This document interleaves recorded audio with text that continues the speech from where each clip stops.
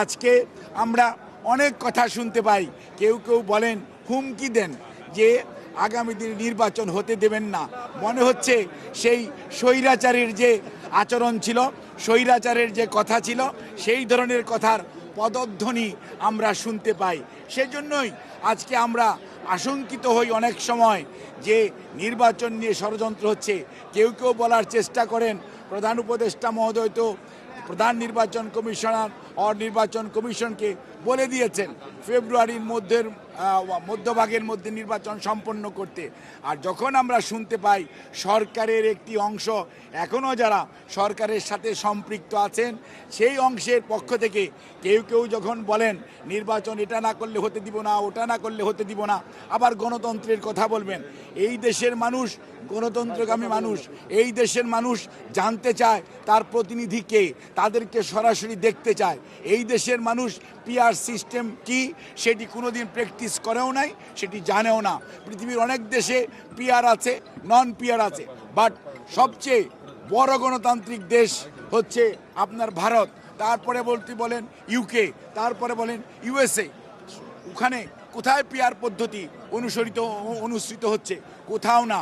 কাজেই মনে রাখতে হবে, জনগণ তার প্রতিনিধিকে সরাসরি দেখতে চায়, নির্বাচিত করতে চায়, দায়বদ্ধ করতে চায় এবং তাকে জবাবদিহিতার আওতায় আনতে চায়। কাজেই কোনো অবস্থাতেই যারা পেছনের দরজা দিয়ে ক্ষমতার স্বাদ গ্রহণ করার জন্য চিন্তা ভাবনা করছেন, তারাই হয়তো পিআর পদ্ধতির কথা বলে থাকেন। কিন্তু আমরা অত্যন্ত স্পষ্ট ভাষায় বলতে চাই, জনগণের মনের ভাষা বোঝার চেষ্টা করুন। এই জনগণ বিগত প্রায় 8 সন থেকে 24 সন পর্যন্ত তাদের সরাসরি তাদের যে মালিকানা সেটা ফেরত পায় নাই।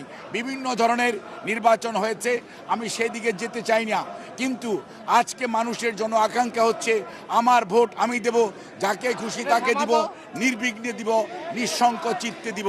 কাজেই যারা আজকে ধমক দেন নির্বাচন হতে দেবেন না, তারা কি ভেবে দেখেছেন জনগণ কি এটা চায়? জনসমর্থন কি এটাতে আছে? আপনারা মব কালচার সৃষ্টি করছেন, দেশের আইন শৃঙ্খলা পরিস্থিতি কোন দিকে নিয়ে যাচ্ছেন? দেশের শিক্ষা ব্যবস্থা গত 1 বছর যাবৎ কি ধরনের পড়াশোনা হচ্ছে সেটিকে আপনারা লক্ষ্য করেছেন? আপনারা সব সময় বলেন যে নতুন প্রজন্ম, আমরা কি পুরনো প্রজন্ম আর আপনারাই কি নতুন প্রজন্ম? কখনোই না।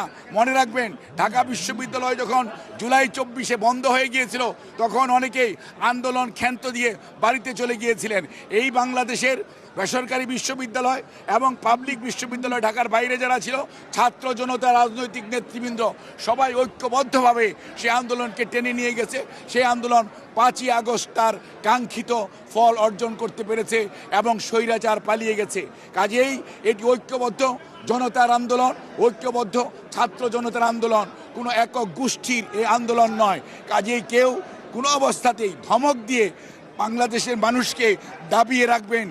ইতিহাস শিক্ষা দেয়, যারা 73-এও ছিলেন তারাও যেমন দাবিয়ে রাখতে পারেন নাই, আর বিগত স্বৈরাচার অনেক ধমক, অনেক প্রশাসন, অনেক আইন শৃঙ্খলা রক্ষাকারী বাহিনী, অনেক গুম, অনেক শহীদ, অনেক পঙ্গুত্ব বরণ করিয়েছেন।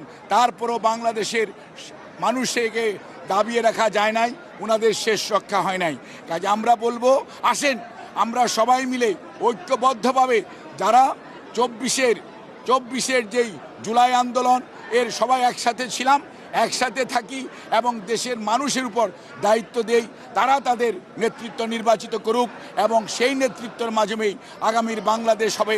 তাহলেই শহীদদের আত্মা শান্তি পাবে, পঙ্গুত্ব বরণকারী মানুষগুলো তাদের যে কষ্ট কিছুটা হলেও লাঘব হবে। আমাদের এখন দায়িত্ব হচ্ছে সবাইকে সাথে নিয়ে আগামীতে এমন একটি জাতীয় নির্বাচনের পরিবেশ সৃষ্টি করা যেখানে মানুষ নির্বিঘ্নে তার ভোটাধিকার প্রয়োগ করতে পারবে।